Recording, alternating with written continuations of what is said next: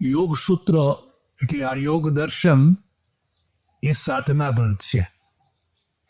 આ દર્શનોમાં બે ભાગ છે, વિચાર ગ્રંથ અને સાધના ગ્રંથ. સાંખ્ય દર્શન છે એ વિચાર ગ્રંથ છે. એમાં વિચાર કર્યો આત્મા પરમાત્મા ફલાણું ફલાણું ફલાણું ફલાણું. અને આમાં આત્મા પરમાત્મા વગેરે વગેરેનો વિચાર નહીં, પણ સાધના શું કરવી બરાબર, એટલે આમે સાધના ગ્રંથ કહેવાય.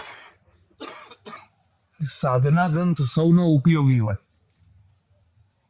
વૈચારિકતા ગમે તે હોય, પણ તમારે સાધના તો કંઈ ને કંઈ કરવી જ પડે. સાધના વિનાની વૈચારિકતા છે એ એક પ્રકારથી વાંજણી કહેવાય. તમારી પાસે વિચારો છે પણ સાધના કશી નથી.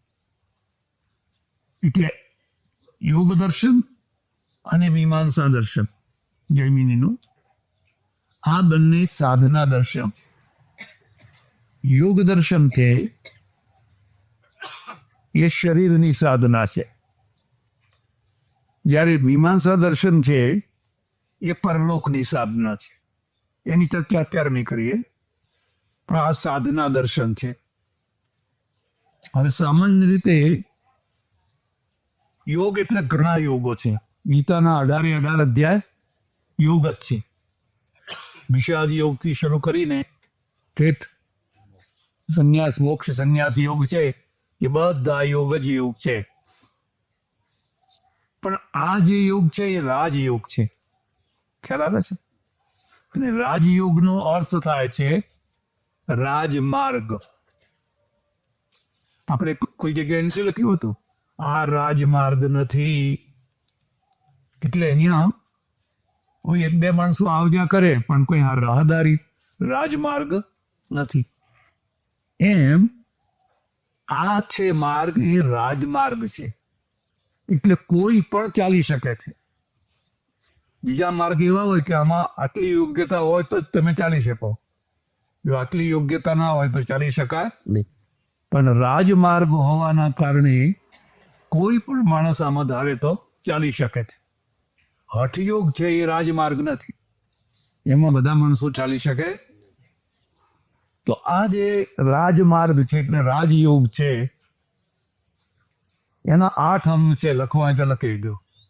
8 અષ્ટાંગ યોગ, એટલે એનું બીજું નામ અષ્ટાંગ યોગ પણ પાડવામાં આવ્યું છે.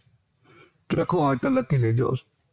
યમ, નિયમ, આસન, પ્રાણાયામ, પ્રત્યાહાર, ધારણા, ધ્યાન અને સમાધિ, આ એના 8 અંગ છે. પણ આ 8 અંગમાં 2 ફાઉન્ડેશન છે. 2 છે એ, એટલે એમાં તમારે કશું કરવાનું નથી, પણ ફાઉન્ડેશન બનાવવાનું છે. યમ અને નિયમ.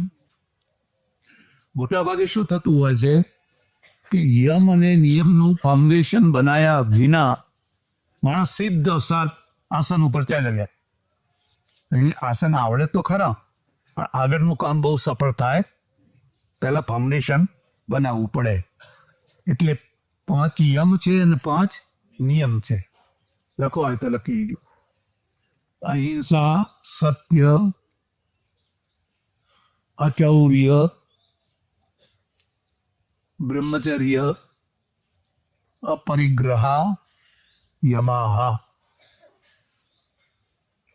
આ 5 શબ્દને યાદ રાખ્યો.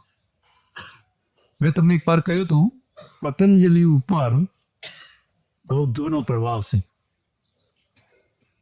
બુદ્ધ 5મી શતાબ્દી પૂર્વ થયા, ઈસવીસન પૂર્વ 5મી શતાબ્દી, અને પતંજલિ 3ય શતાબ્દી, એટલે બુદ્ધના પછી 200 વર્ષે થયા. અને ત્યાં સુધી એમનો પ્રભાવ ફેલાઈ ગયો પેલો. અચ્છા, એક બીજો બધો ખર્ચ યાદ રાખ્યો. વૈચારિકતા જે છે ને એનું કેન્દ્ર યુનિવર્સિટી હોય છે, વિદ્યાપીઠો હોય છે પ્રાચીન કાળમાં. અત્યારે આ વાત ઓછી છે. કેમ ઓછી છે કે યુનિવર્સિટી અને વિદ્યાપીઠોમાં જે આચાર્યો છે એમની કક્ષા બહુ નાની થઈ ગઈ છે. એમની કક્ષા બહુ નાની થઈ ગઈ છે. એટલે પણ પહેલા અને પશ્ચિમમાં, આજે પણ પશ્ચિમમાં બધી વૈચારિકતા યુનિવર્સિટી અને વિદ્યાપીઠોમાંથી જે પ્રોફેસરો અને કંઈ બધા એટલા બધા સૂક્ષ્મ વિચારક હોય એનું મહત્વ છે. એટલે નાલંદા વિદ્યાપીઠમાં એવી રીત હતી, કોઈ પણ નવો આચાર્ય આવે એટલે દરવાજા ઉપર એની સાથે શાસ્ત્રાર્થ થાય. જે તે વિષયનો આચાર્ય હોય એ આચાર્યની સાથે એ વિષયના આચાર્યો શાસ્ત્રાર્થ કરે અને પછી એને પ્રવેશ આપે. કે ભાઈ આજકાલ આપણે ઇન્ટરવ્યુ એ પછી એને પ્રવેશ મળે, જુએ કે આ માણસ યોગ્ય છે કેમ છે, ગમે તેવો તો નથી ને. એટલે વિદ્યાપીઠોમાંથી વિચારો નીકળે, વિદ્યાપીઠોમાં વિચારોને પુષ્ટિકરણ થાય, માન્યતા મળે, પછી લોકો સુધી એ વિચારો પહોંચે. એટલે બુદ્ધના વિચારો બહુ ફેલાઈ ગયેલા, બહુ પ્રભાવશાળી રીતે ફેલાયેલા. એક બીજો મુદ્દો યાદ રાખ્યો ખાસ, મહાપુરુષ બે પ્રકારના હોય છે લખવાથી. એક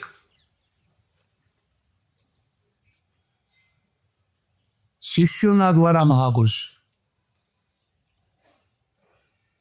અને બે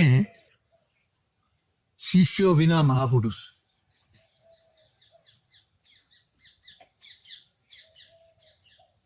માનો કે ઈસુ છે, બુદ્ધ છે, મહાવીર છે, આ બધાના પાછળ જે આ લાખો કરોડો શિષ્યો છે, એ શિષ્યો ના હોય તો કોઈ પ્રચાર ના હોય. શિષ્યો પ્રચાર કરતા હોય છે. તો ઈસુ એટલે શું? મેં ઘણી વાર કહ્યું કે તમારા ઈસુ કરતા તમારા કબીર ઘણા મોટા છે.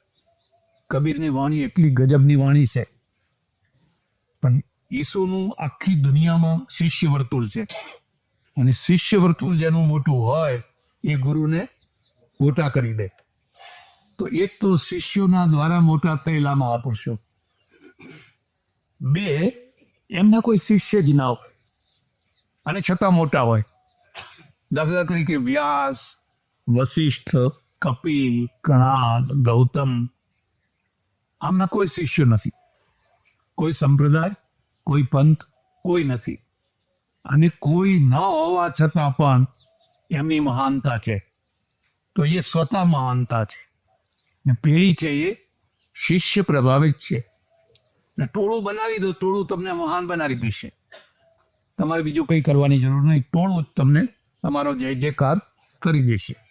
અને ટોળા વિના પણ જેનો જય જયકાર થાય એ સ્વતઃ ક્યાં. પતંજલિનું કોઈ ટોળું નથી, કપિલનું કોઈ ટોળું નથી, વ્યાસનું કોઈ ટોળું નથી, પણ છતાંય એ જે મહાન છે એ ગ્રંથોના કારણે, વિચારોના કારણે, પોતાના સ્વરૂપ એના કારણે. એટલે જ્યારે એમણે આ યોગ સૂત્રની રચના કરી, યોગસ્ચિત્ત વૃત્તિ નિરોધ, પહેલું જ સૂત્ર લખ્યું યોગસ્ચિત્ત વૃત્તિ નિરોધ. પછી બીજી વાત કહી દઉં તમને, આ સૂત્ર શું છે? સૂત્ર શું છે કે કોઈ વિષય ઉપર ગુરુ કલાક, 2 કલાક, 3 કલાક, 4 કલાક, આખો દિવસ પ્રવચન આપે. આટલું મોટું પ્રવચન હોય, પછી એનો અર્ક કાઢે. અર્ક કાઢતા એને નાનું કરતા સાવ નાનું કરી દે, એને સૂત્ર કહેવાય. એને કહેવાય સૂત્ર. પછી જો એનો કોઈ વિસ્તાર કરે તો પાછું આવડું થઈ જાય.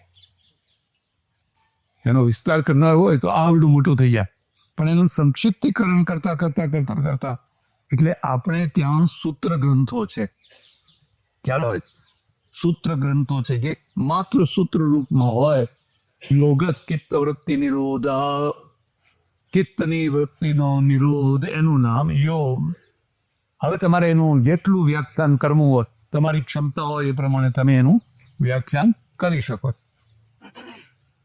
તો યમ બતાયા અહિંસા, સત્ય, બ્રહ્મચર્ય, બીકેરી વગેરે 5 લખાય ને એમાં સૌથી પહેલું મૂક્યું હવે તમારે શું પાડવાનું. એક રીતે આ આયુર્વેદની દવા છે. આયુર્વેદની દવા ચરી વિનાની હોય અને એલોપેથીમાં કોઈ ચરી હોય. એલોપેથીમાં તમારે જે ખાવું હોય ખાઓ, જેમ કરવું હોય એમ કરો, પણ આયુર્વેદની નાનામાં નાની દવા હોય તો એને ચરી પાડવી પડે. એને પથ્ય કહેવાય. પથ્ય, કુપથ્ય અને ભેષજ. તો પહેલામાં પહેલા શું કરવાનું? તો હિંસા, કોઈ પણ જીવની હિંસા કરવાની નહીં. આપેલું ફાઉન્ડેશન. બીજું ફાઉન્ડેશન સત્ય, સાચું બોલવાનું, સાચું આચરવાનું.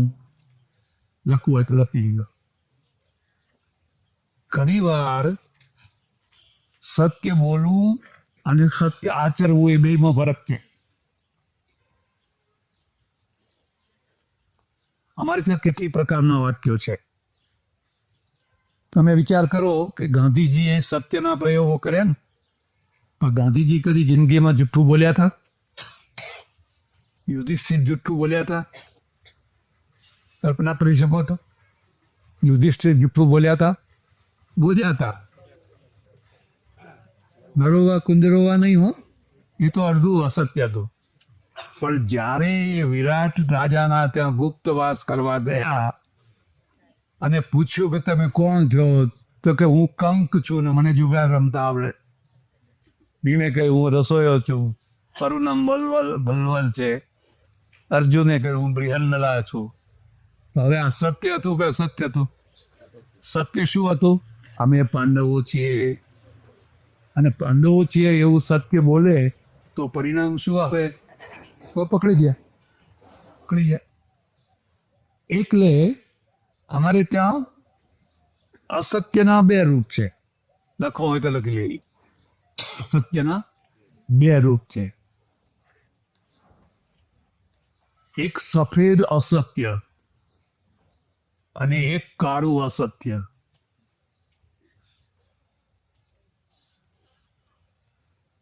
તમે કોઈને ઠગવા માટે જુઠ્ઠું બોલો છો, એ કાળું અસત્ય. ખ્યાલ આવે? માનો કે તમે વેપારી છો અને કોઈ ગ્રાહક આવ્યું, તમે કહો ભાઈ આ કપડું તો 25 રૂપિયા તો અમને ઘરમાં નથી પડ્યું. હવે પડ્યું હોય 10 રૂપિયા, પણ તમે કહો છો 25 રૂપિયા તો અમને ઘરમાં પડ્યું એટલે પોસાતો ને. તો હવે આ અસત્ય છે. એ કેવું છે?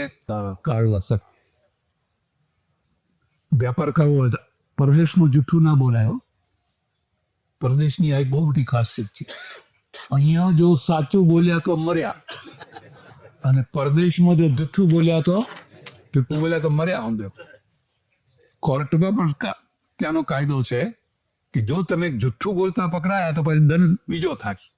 જૂઠું બોલવાનો પણ અહીંયા જૂઠું બોલવાનો કોઈ દંડ ના થાય. એમને છૂટ છે જૂઠું બોલવાનું. એટલે આ કાળું અસત્ય છે. પણ કોઈનાથી બચવા માટે, છેતરાતા બચવા માટે તમે અસત્ય બોલો છો, એ સફેદ અસત્ય. ઉદાહરણ આપો. માનો કે તમારા ઘરમાં આજે 25,000 રૂપિયા આવ્યા કઈથી આવ્યા, અને ગામનો એક ગુંડો માણસ છે, એને ખબર પડી કે ફલાણાના ઘરમાં આજ 25,000 રૂપિયા આવ્યા છે. એટલે આવીને કહે છે જરા મને 25,000 રૂપિયા ઉછીત આપજો, હું 2 દિવસમાં તમને આપી દઈશ. હવે તમને ખબર છે કે આ લઈને કોઈને આપવાનો નથી. અને તમે શું કહો છો? અરે 2 કલાક પહેલા આવ્યો હોત તો હું તમને જરૂર આપી દોત, પણ મેં હમણાં જ ફલાણા ભાઈને આપી. તો હવે આ જે અસત્ય છે, કોઈને છેતરવા માટે નહીં, પણ કોઈથી છેતરાતા બચવા માટે. હક સમજાય? તમે કોઈને છેતરવા માંગતા નથી, પણ કોઈ તમને છેતરવા માંગે છે, એનાથી બચવા માટે તમે બોલો છો, ત્યાંથી એ સફેદ જૂઠ છે. એનો ફરક સમજાયો? એટલે અહિંસા સત્યમસ્તેય, એટલે એવું સત્ય જેને વ્યાવહારિક સત્ય કહેવાય. ખ્યાલ આવે? આદ્ય શંકરાચાર્ય બ્રહ્મસૂત્રની ઉત્થાનિકામાં લખ્યું છે, સત્યાન રસે ચ મિથુની કૃત્ય ભવતી લોક વ્યવહાર. સત્ય અને અસત્યનું મિશ્રણ કરીને લોક વ્યવહાર ચાલતો હોય. ત્યારે અહીંથી વધારે તમને કહું, માનો કે કોઈના ત્યાં ગયા તો અને તમારે એના ઘેર જમવું નથી, કારણ કે તમારો વ્યવહાર બરાબર એના સાથે જામેલો નથી, અને એ તમને આગ્રહ કરે ચાલો ચાલો ચાલો જમી લો, જમવું જ પડશે. કે ના ના હો, આજ તો મારે બુધવાર છે, અરે આજ તો મારે બુધવાર છે. બુધવાર એનો અર્થ શું છે? કઈ કરતા મારે આ જમવામાંથી બચવું છે. હવે તમે જે આજ તો મારે બુધવાર છે એવું કહીને ખસી જાઓ છો, કોઈને છેતરવા માટે નહીં, પણ કોઈની જગ્યાએ ફસાઈ ના જવાય એટલા માટે તમે આવું બોલો છો. તો આવા પ્રયોગો સત્યવાદી જે હોય એને પણ ઘણીવાર જીવનમાં કરવા પડતા હોય છે. મહાપાપ કે પાપ શામાં છે? જ્યારે કોઈને છેતરવા માટે બોલવામાં આવે ત્યારે. છેતરવા માટે. હવે પશ્ચિમમાં તમારે બહુ જુઠ્ઠું ના બોલવું પડે, અને અહીંયા સાચું બોલવું બહુ અઘરું કામ છે. એક ઘરમાં ઉતરેલો, અમારે ચરોતરના પટેલનો હતો, પાછળના ભાગમાં વાડો, એ વાડામાં હું નહીં લોસીમાં બે નીકળ્યા, એટલે અમને જોઈને બાજુના ઘરનો અમેરિકન હતો કે એની ઘરવાળી વચ્ચે પેલી વાયરની દિવાલ એ પણ આવ્યા. આવીને પછી થોડી વાતચીત ચાલી, એટલે પેલી બાઈ છે ને અમેરિકનની બાઈ, એ મને કહે છે કે આ મારો 5મો પતિ છે. આ બેન કંઈ સમજે નહીં. મને કંઈ શું બોલી? મેં કોઈ એમ બોલી કે આ મારો 5મો પતિ છે. અરે મુઈ રાડ માર માર માર, શરમ આવે છે તને? હા, પેલી તો જે હતું એ બોલી દીધું, અને એને કંઈ વાંધો આવ્યો? આપણા ત્યાં આવું બોલો તો આપણા ત્યાં આવું બોલી શકાત? પછી આને 10 કર્યા હોય તો એ ના બોલાયો, તો બોલાય.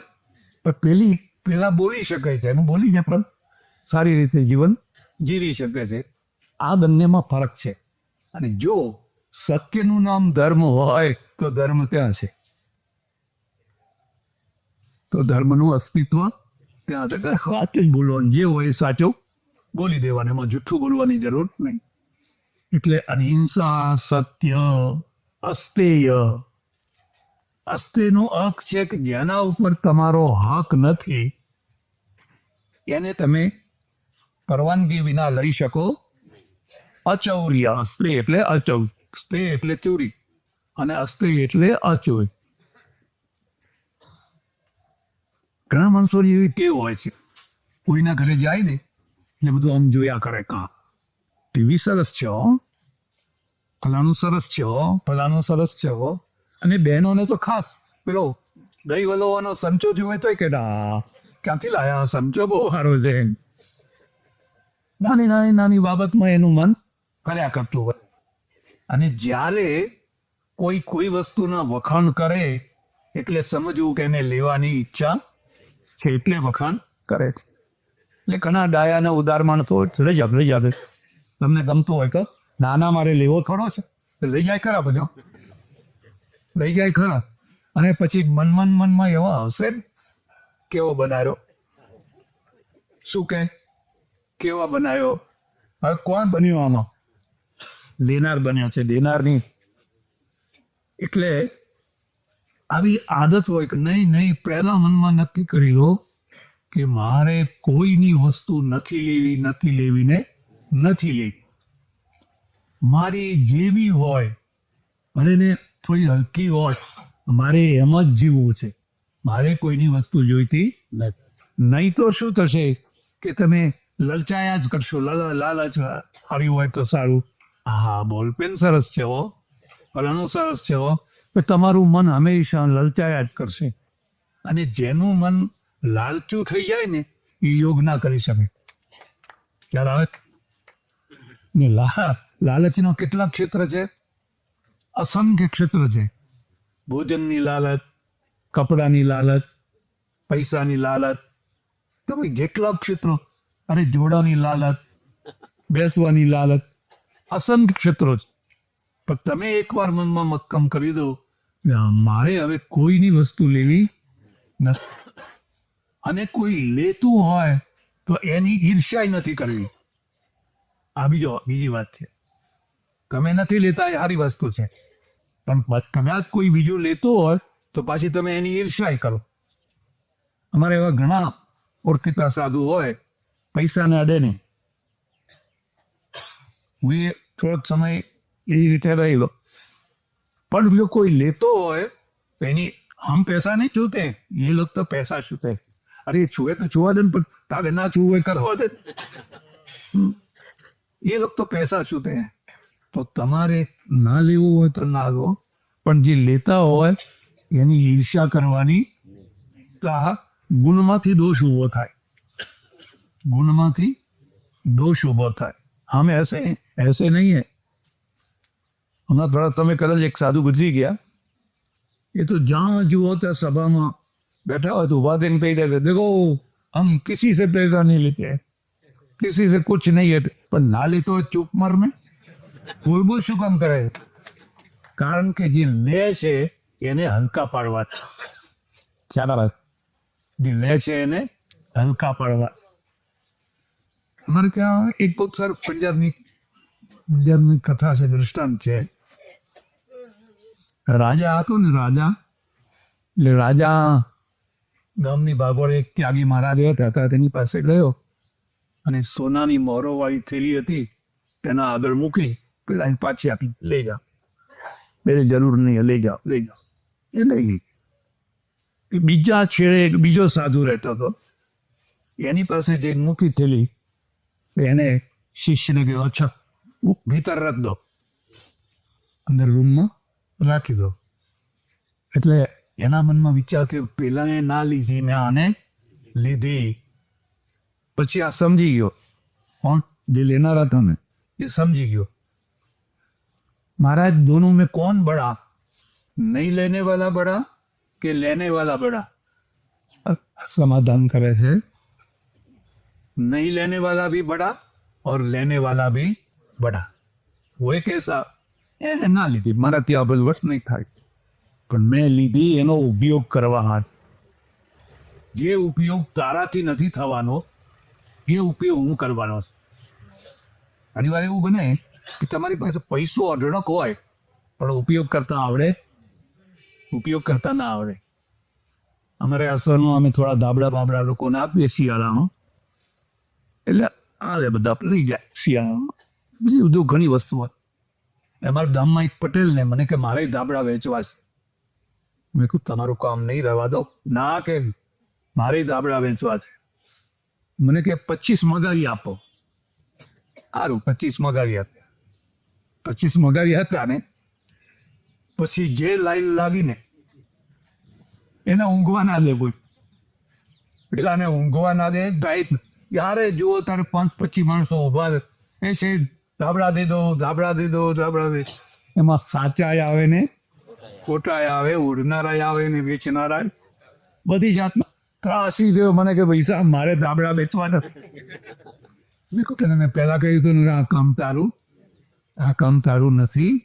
એ જે કરતા હોય એને કરવા દે. એટલે અસ્પેનો અર્થ થાય છે તમારા મનમાં એક મોરલ આવી જાય, વગર હકનું મારે કંઈ પણ લેવું નથી. મુસલમાનના ત્યાં એક શબ્દ છે હરામ છે. હરામ જે હોય એ લેવાય જ નહીં, એને સ્વીકાર જ નહીં. એક બીજો શબ્દ છે મુક્ત, કહેવાય. અને ત્રીજો શબ્દ છે ભીખ. ભીખ સારી, હરામ ખોટું. ભીખ છે, ભિખારી આવીને તમારા આંગણે ઉભો રહે, કંઈક આપો અને બુદ્ધિ ઘટ્યું તમે આપો, એમાં એમ ગુજરાન કરે, એ ભીખ છે. ભિખારી છે પણ પાપી નથી. ખ્યાલ છે? ભિખારી પણ કંઈ પાપી નથી. હવે બીજો છે એ મફતનું ખાય છે.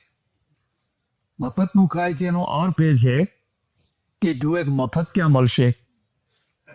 આ તો સામાન્ય વાત કરું છું, કોઈ બંધ બેસતું ઓઢી ના લેતા, અને ઓઢી લો તો શું વાંધો હજી ને આપે કઈ દેવાય થવા તો એમ અરે દીકરી પછી આવશે, દીકરી પછી આવશે. આ ઘણા શિક્ષકો છે ને કે ટૂર ઉપર નીકળે, વેકેશન હોય ને વિદ્યાર્થીઓને લઈને ટૂર ઉપર, પછી કરે કે ક્યાં મફત જમવાનું ક્યાં મળશે, મફત રહેવાનું ક્યાં મળશે, આ બધો પ્લાન મોટો. અને જ્યાં જ્યાં મફત મળતું હોય ત્યાં ત્યાં ટૂર ગોઠવે, વિદ્યાર્થીઓ પાસેથી પૈસા લેવાના. એવા એક 2:30 વાગે, બપોરના 2:30 વાગે મારે ત્યાં બસ લઈને આવ્યા. એટલે મને જરાક ખોટું લાગ્યું. જે છોકરાઓને પૂછ્યું, મેં કહું 2:30 વાગ્યા તમે જમ્યા? કોઈ છોકરું બોલ્યું નહીં, ચૂપ રહ્યા. 2-3 વાર આગળ કરીને પૂછ્યું તમે જમ્યા? એટલે એક છોકરાએ કહ્યું ના, સવારે થોડો નાસ્તો કર્યો. અને પછી મારો પિત્તો ગયો, મારો પિત્તો જાય ગયો તમને કહી. પછી પેલા શિક્ષકોને કહ્યું આ 10-10 વર્ષના 12-12 વર્ષના છોકરા સવારના ભૂખ્યા છે, તમે ટૂર લઈને નીકળ્યા છો, તમારે અહીંયા આવવું હતું તો મને પહેલા ફોન કર્યો હોત તો હું હમણાં માટે કંઈક રસોઈ કરી રાખી હોત, કંઈ નહીં તો ખીચડી કરી રાખી હોત. તમે ટૂર લઈને નીકળી જાઓ, આ ભૂખ્યા છોકરા ફેરો ખકડાય હમણાં. એને બહુ ખોટું લાગ્યું. મને કે છોકરા વચ્ચે તમે અમને ખકડાયા તો કોના વચ્ચે ખકડાવ? હવે આ શું છે? મફત ખોર છે. હા છે મફત, એની આદત પડી ગઈ છે. એ પહેલેથી જ ગાંઠવાળી નીકળ્યો છે કે આપણે જ્યાં મફત મળતું હોય તો કસી જાઓ, જ્યાં મફત મળતું હોય ત્યાં. પણ એકવાર મનમાં નક્કી કરી લો મારે મફતનું નહીં જોઈએ. તમે જોઈજો તમારું મોરલ બહુ ઊંચું થશે ને તમારું વ્યક્તિત્વ પણ મોટું થઈ, નુકસાન નહીં થાય, ફાયદો જ ફાયદો થશે.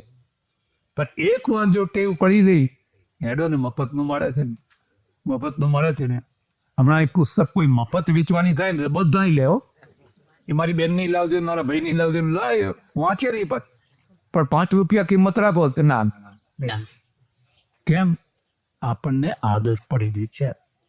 આ તો હજુ તોય ઠીક છે, પણ એક હરામનું છે, એના ઉપર એક પાછું હરામનું છે. હરામનો અર્થ શું થાય? સામેનો માણસ કકડે છે, તમને આપે છે પણ રાજી ખુશીથી આપતો, એનું મન તો કકડી રહ્યું છે. માનો કે તમે કોઈ ઓફિસમાં ગયા અને તમારી પાસેથી લાંચ માગી, બહુ મોટી લાંચ માગી કઈ કામ પ્રમાણે, તો તમે આપો છો, પણ તમારું મન કઈ રાજી રહેતું કકરાટ કરે છે. જોન કેવોમાં અને પછી હવે એ જે કકરાટ છે અને પેલો જે લે છે એ હરામનું લે છે. ખ્યાલ આવે? એ લે છે, એ હરામનું લે છે. અને યોગ કરવો હોય કે જીવનનું ઘડતર કરવું હોય તો કદાચ ભીખ માગવી હોય તો માગવી, અને મફતનું ખાવું હોય તો એ ખાવું, પણ હરામનું તો ના ખવાય ને ના જ. હા, અમે ઈઝરાઈ ગયેલા, બધા ખેડૂતો હતા, ખેડૂતોની ટૂર હતી. મારે ઘણા કડવા અનુભવ થયા. અમે કોઈ જગ્યાએ બસ લઈને જઈએ અને મોટું ખેતર હોય, ત્યાં બધા ઉતરી પડે અને છોડવાઓ તોડવા માંડે. મેં કહું જો પાંદડા નહીં, અડવાનું નહીં. એક જગ્યાએ રહેલા તો સંતરા આવડા મોટા એટલા બધા સંતરા. અમારી સાથે એક ખાલી ધારી આવેલા પ્રૌઢ માણસ, એણે 2 ગજવામાં સંતરા ભરી લીધા. બંને ગજવામાં ના કહેવા છતાંય બધા ભરી લે. અરે કોઈ કોણ જોવે છે, કોને ખબર? હવે થયું એવું કે ભીડમાં દબાયા એ પેલા સંતરાનો કલર બધા ત્યાં મેં સંતરા પાકી ગયેલા અને એકબીજાની ભીસમાં એટલે બધા જોયે કાકા તમારા શું દેવા સત્યો કેટલી તુજી. પણ તમે મનમાં નક્કી કર્યું હોય કે મારાથી આ લેવાય અને હું નહીં લઉં, તો તમે નાના ના કહો પણ ઉલટા મોટા થઈ જાઓ. માત્ર ટેવની જ જરૂર છે. એકવાર તમે માનસિક રીતે ટેવ પાડી દો કે ગમે તે હોય પણ મારો હક નથી તો હું નહીં લઉં ને નહીં જ લઉં, તો તમારું વ્યક્તિત્વ આપોઆપ મોટું બ્રહ્મચર્યા પરિગ્રહા યમાહા. ચોથું છે બ્રહ્મચર્ય એટલે સંયમ છે, અને સંયમ આમાં જરૂરી છે, કારણ કે ભોગ વિલાસ અને યોગ બે એક સાથે થઈ શકે. એને છેવટમાં કહી દીધું અપરિગ્રહા. અપરિગ્રહનો અર્થ સમજવા જેવો છે. પરિગ્રહ એટલે ગ્રહણ કરવું, અને અપરિગ્રહ એટલે છોડી દેવું, ત્યાગી દેવું. ત્યાગ જુદો છે અને અપરિગ્રહ જુદો છે. તમારા ઘરમાં 5 થાળીઓ છે, 5 માણસો છે, 5 થાળીઓ છે, બરાબર છે. તો તમારા ઘરમાં 25 થાળીઓ છે, તમારા ઘરમાં 200 ગાદલા છે, અને સુનારા કેટલા છે? 5 જણા. હવે આ બધા થપ્પી લગાવેલા. તમારા મનમાં એવી વૃત્તિ હોય કે આપણા ત્યાં વધારે હોય તો આજુબાજુના કોઈના ત્યાં મહેમાન પરવાના આવ્યા હોય તો આપણે આપવા જોઈએ, તો બરાબર છે. પણ તમે વાપરતા નથી, કોઈને આપતા નથી, માત્ર થપ્પી કરી રાખી છે.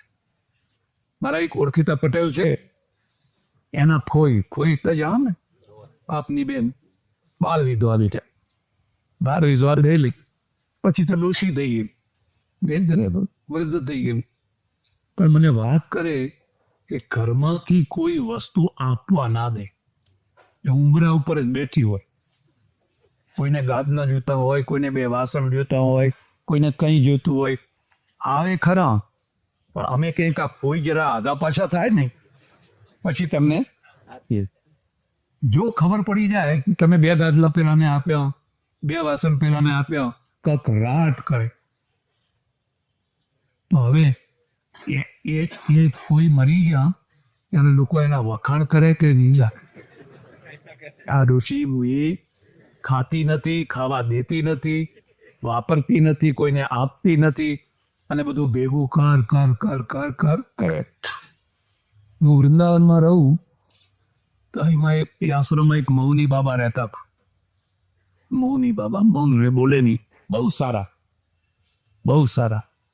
પણ એ મરી ગયા, 5 પેટી સાધુ નીકળ્યા. કેટલા? હુક્કાઈ ગયેલા, બધા બંગડી જેવા હુક્કાઈ ગયેલા. ત્યાં તો કોઈ આવે ને તો બધાને એક સાબુ આપે, કોઈને ધોતીઓ આપે, કોઈને કોઈ ગ્રસ્તો આવે ને કંઈ એ જ્યાં આવે એ બધું ભેગું કર. એ ધોતિયા તો સરી ગયેલા નીકળ્યા બધા, એકદમ ઘડીઓ એમને એમ પેલી જામી ગયેલી ને બધું એમને એમ નીકળ્યું. આને શું કહેવાય? પરિગ્રહ. આને કહેવાય પરિગ્રહ. એટલે મારું એક સૂત્ર યાદ રાખજો, ઇનકમિંગ આઉટગોઈંગ. ઇનકમિંગ આઉટ, એક હાથે લેવું ને બીજા હાથે આપ. બહુ વધારે પડતું ભેગું થવા દેવું. ઇનકમિંગ ને આઉટ ગોઈંગ તમે કરો ને તો તમારું કમિંગ એ શોભે ને આઉટ ગોઈંગ પણ શોભે નહીં. એટલે અપરિગ્રહ યમાહ. પછી નિયમો બતાવે છે: શૌચ, સંતોષ, તપઃ, સ્વાધ્યાય, ઈશ્વર પ્રણિધાનાની નિયમાહ. લોકો એક શૌચ, 2 સંતોષ, તપઃ, 4 સ્વાધ્યાય, અને 5 ઈશ્વર પ્રણિધાનાની નિયમાહ. જો તમને ખબર હોય, આ બહેનોને વધારે ખબર, આપણે ત્યાં દર દિવાળીએ આખું ઘર ઝાપટવાનું, અને જેટલું નકામું ભેગું થયું હોય એ બધું કાઢવાનું. પડી હોય ખૂણામાં, અરે પણ શું કરો, કંઈ કામમાં તો આપતું નથી. એટલે તે દિવસે બધું વાળી ચોરીને બધું, એવી ઘણી વસ્તુઓ હોય જે તમારા કામમાં આવતી હોય નહીં, અને કાઢી નાખવાની હોય. આ બાબતમાં પશ્ચિમના લોકો ઘણા સારા. એ લોકો મેરેજ સેલ કરે, ગરાજ સેલ. આપણે ત્યાં એ પદ્ધતિ નથી. માનો કે થરાદમાં એક મામલતદાર છે, કોઈ કંપનીમાં નોકરી કરે છે, અને એની બદલી સુરત થઈ. હવે આ બધા સોફા ને ટીવી ને ફલાનું ને બેગો એ બધું ભરીને ત્યાં સુરત ના લઈ જાય, અને લઈ જાય તો ઘાટ કરતા ઘણામાં મોંઘું પડે. એટલે એને જવાનું હોય એના પહેલા 8-10 દિવસ પહેલા ગરાજ સેલ કરે. ગરાજ એટલે એનું ગેરેજ હોય ને, એક આ બાર બોર્ડ લગાવી દે ગરાજ સેલ એમ કરીને એરો લગાડો એટલે ત્યાંના લોકો ટેવી ગયેલા આવે. સ્ત્રીના કપડાં હોય, પુરુષના કપડાં હોય, બધી વસ્તુ હોય, તે એને ના જરૂર હોય એવી બધી વસ્તુ હોય અને સસ્તામાં સસ્તી આપી દે, કારણ કે એને તો ગાળવું છે. સસ્તામાં સસ્તી આપી. એક છોકરો મારો ઓળખીતો હતો, આવડું મોટું હાર્મોનિયમ $1 લઈ આવ્યો. મને કે આ ગરાજ સેલમાંથી લઈ આવ્યો, અને પાછું એટલું સરસ હાર્મોનિયમ. હવે ઉપાડીને પેલો ક્યાં લઈ જાય એ કાઢી નાખો. એટલે ભેગું કરવાનું જ નહીં. ને જ્યાં ઘર ભાડે લે ત્યાં બિલકુલ ફર્નિચર સાથે હોય, વેચાતું લેતો હોય ફર્નિચર સાથે હોય. એટલે આ બધું લઈ કરવાનું. આપણા માણસો શું કરે, પૂંછણી હોય લઈ જાય, ઘરમાં પગ લૂછણ્યું હોય એ લઈ જાય, ગાભા લઈ જાય કે પોતા કરવા કામ આવશે, લઈ જા બધું લઈ જા.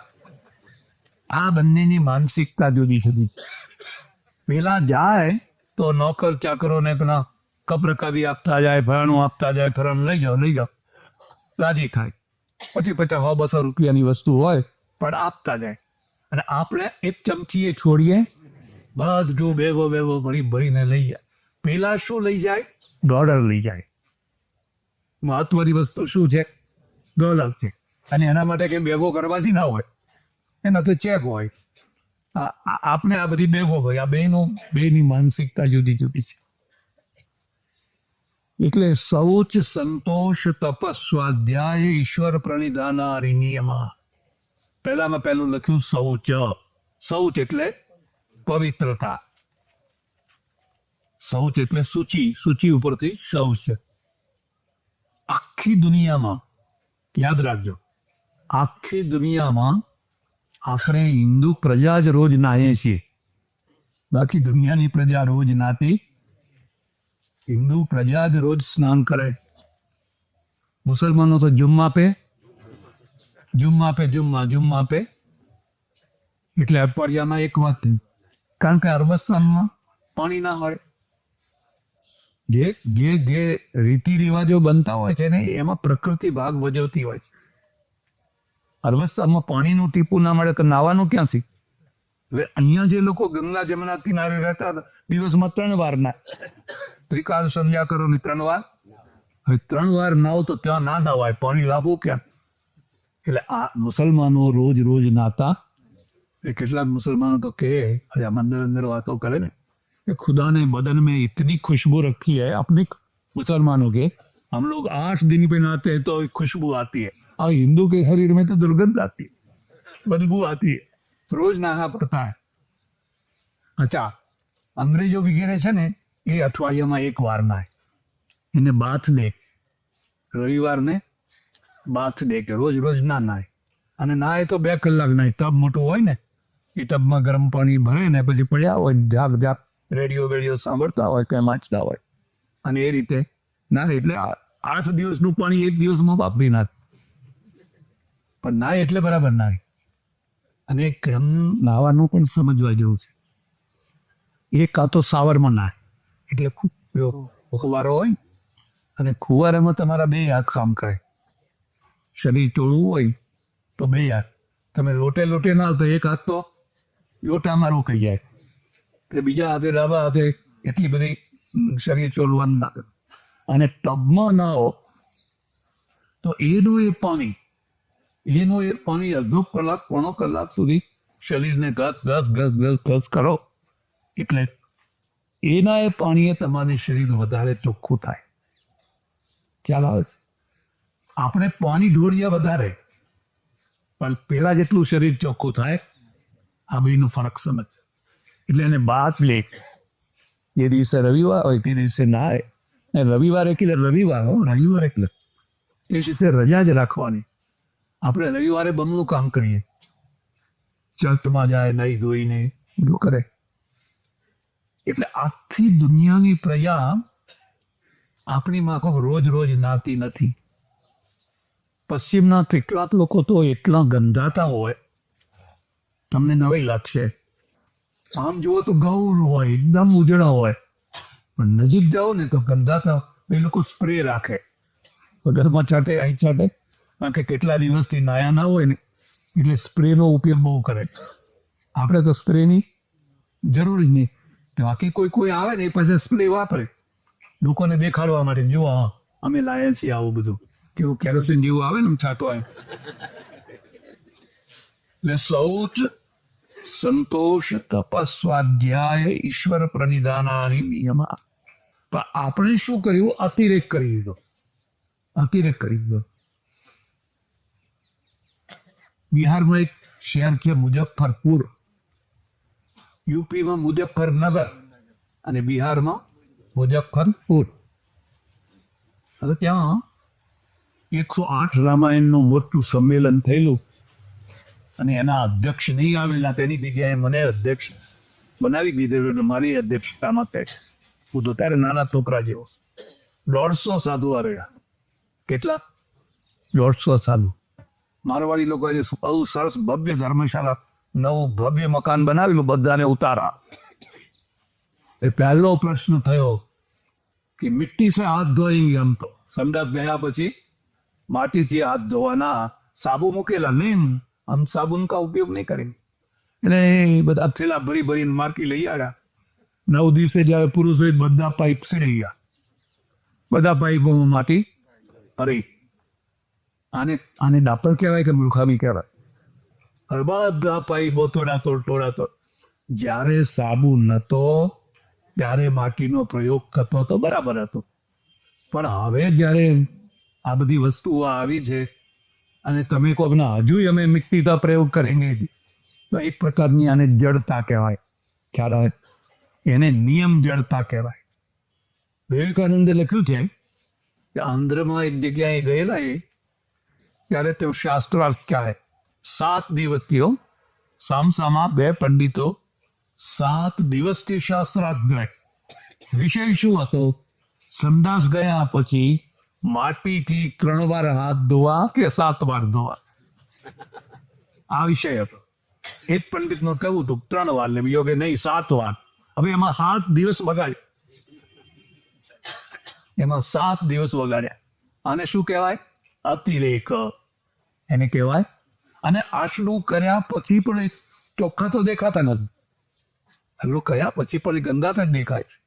એટલે શૌચનો અર્થ થાય છે એની સ્વચ્છતા, જે તમે સૌના સાથે રહી શકો, સૌના સાથે બેસી શકો, ઉઠી શકો અને કોઈનો અણગમો ના વરો.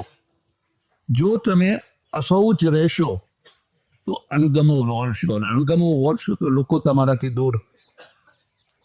કાશીમાં અમારા સાથે એક બ્રહ્મચારી બને, એ બિચારો 60 વર્ષનો,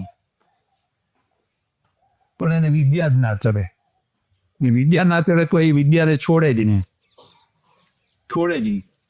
દર વર્ષે પરીક્ષા આપે અને આખા શરીરે એને કંઈક સ્કિન ડિઝીઝ થયેલી, તે લોકો એના નજીક ના જાય. પણ જ્યારે કેરીનો રસ કાઢવો હોય તો પહેલો પહોંચી જાય. હવે કેરીનો રસ કાઢીને અંદર હાથ નાખે, લોકોને ચિતરી ચડે કે ના ચડે? બ્રહ્મચારી આપ ઉધર જઈએ, ઉધર નહીં મેં ઉધર ક્યું જાઉં. હવે હટ કરીને એ કેરીનો રસ કાઢે, અણગમો થાય ના થાય? હવે એવો રે કે રાત્રે ગરમી બહુ લાગે, છત ઉપર અહીં સૂતા હોય ને, સવારે પહોંચી ગયો હોય, રડતો એ કૂતો હોય અહીંયા અને ગબડતો જાય પડે પહોંચી ગયો. એટલે નિયમ એવો છે કે જે સમાજમાં, જે સોસાયટીમાં તમે રહેતા હો, ત્યાં તમે અણગમો ના હોય. લોકોની સાથે એવો કેવી રીતે વર્તો કે જેથી તમારા પ્રત્યે કોઈને અણગમો તુચ્છકાર થાય. એટલે શૌચ, સ્વાધ્યાયનો અર્થ છે જે તમે ભણ્યા એ ભણેલાને ભણાવો અને એને રિપીટ કરો, નહીં તો ભૂલી જશો. વર્ષો પહેલા ભણ્યા હતા ને હવે પછી યાદ જ ના કર્યું તો બધું ખલાસ થઈ જાય.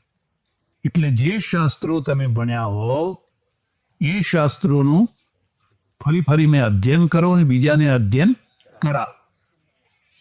શૌચ, સંતોષ અને સંતોષનો અર્થ થાય છે કે તમને તમારી મહેનતનું જે ફળ મળે એમાં સંતોષ કરવાનો. લખી લેજો, 2 રૂપ છે. સંતોષ અને તુષ્ટિ. તુષ્ટિ દોષ છે, સંતોષ ગુણ છે. તુષ્ટિ કોને કહેવાય? મહેનત કર્યા વિના, પ્રયત્ન કર્યા વિના તમે કહો કે જે નસીબમાં હશે એ મળશે, એ તુષ્ટિ. ના ખેતરમાં તમે ખેડ કરી, ના પાણી આપ્યું, ના ખાતર આપ્યું, ના બિયારણ બરાબર કર્યું, અને પછી કહો કે જે મારા વાલાને જે આપવું હશે એ જે છે એને તુષ્ટિ કહેવાય, અને એ દોષ છે. પણ તમે પૂરેપૂરી મહેનત કરી, ખેડ કરી, પાણી આપ્યું, ખાતર આપ્યું, બધું આપ્યું, અને પછી જે મળવાનું હતું એ મળ્યું, એમાં જે તૃપ્તિ રાખો એ સંતોષ છે, સંતોષ ગુણ છે. તુષ્ટિ છે એ દોષ છે. એટલે તમારી મહેનતનું તમને જે ફળ મળે, પૂરેપૂરી મહેનત કરવા પછી જે મળે એમાં તમે રાજી રહો, એનું નામ છે સંતોષ. મહેનત કર્યા વિના તમે રાજી રહો તો એ તુષ્ટિ છે.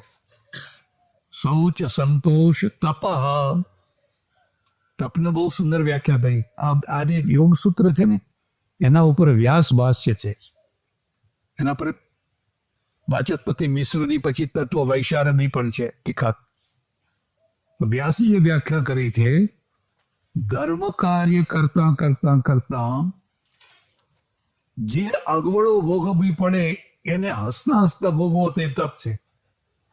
ઉભા પગે રહેવું એ નહીં, ઉપવાસ કરવો એ નહીં, એને તપ નથી માને. પણ તમે જ્યારે કોઈ ધર્મ કાર્ય કરવા માગો એ વખતે તમને જે તકલીફ પડે એ કષ્ટોને હસતા હસતા ભોગવી લો, એનું નામ તપ કહેવાય. માનો કે તમારે એક હાઈસ્કૂલ બનાવી છે અને તમે જવાબદારી લીધી કે હાઈસ્કૂલ આપણે બનાવી છે, પાયો ખોદવાનું શરૂ કરો ત્યાંથી જ માથા કૂટશો. આજ મજૂર નથી આવ્યા, આજ પાણી નથી આવ્યું, આજ કડીઓ નથી આવ્યો, આજે આમ દોડો, આજે સાહેબની મંજૂરી નથી આવી. હવે તમે જે તકલીફો ભોગવો છો એ તપસ્યા છે. ખ્યાલ આવે છે? એ છે તપસ્યા. હસતા હસતા ભોગવો તો કંટાળી મેં નહીં. આ સકારાત્મક તપસ્યા છે. એની થોડા વધારે વિસ્તાર કરો.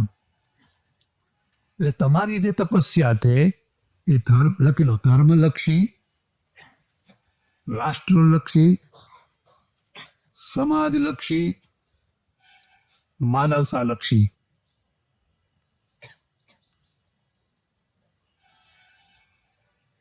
તમારી તપસ્યાથી ધાર્મિક પરિણામ આવે એ ધર્મલક્ષી તપસ્યા છે.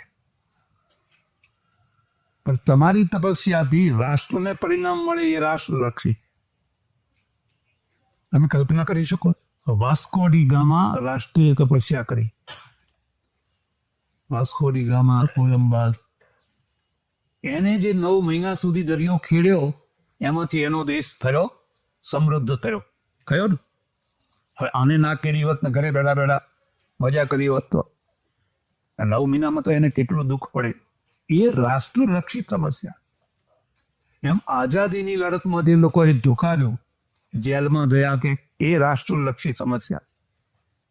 એમ તમારા સમાજમાં કુરિવાજો હતા અને કુરિવાજોની સામે જે લોકો ઝઝૂમ્યા, કુરિવાજોને દૂર, એ સમાજલક્ષી તપસ્યા. એમ અહીંયા કોઈ આ હોસ્પિટલ ઊભું કર્યું એ માનવતાલક્ષી સમાજ. એટલે તપસ્યા છે એ તપસ્યા વાંજણી ના હોવી જોઈએ. તમે 8 દિવસ કશું ખાધું જ નહીં, સારું કર્યું, એથી મળ્યું શું? કોને શું મળ્યું? એ વાંજણી તપસ્યા. પરલોકમાં મળશે એમ કે, પણ આ લોકમાં શું મળ્યું? એટલે તપસ સ્વાધ્યાય ઈશ્વર પ્રણિધાનાની નિયમા પૂર્ણમદ પૂર્ણમિદં પૂર્ણાત પૂર્ણમુદચ્યતે પૂર્ણસ્ય પૂર્ણમાદાય પૂર્ણમેવાવશિષ્યતે. શાંતિ શાંતિ શાંતિ. સદગુરુ